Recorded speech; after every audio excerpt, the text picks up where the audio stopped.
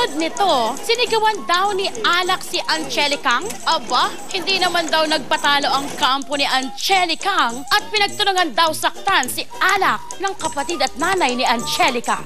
Sabay sabi ng, Becky ka! Becky!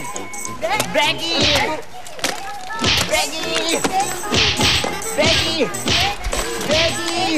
Becky! How dared him to me, accusing me of something bad I did not do. If I only know, he's just making papansin to me, the Miss Flawless na board memberette, kasi gusto niya makipagbalikan. I will sue him for grave.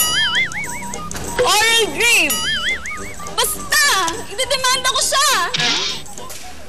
I'm just asking kung nasa na yung pera. Ako magpapapansin sa kanya? Hello?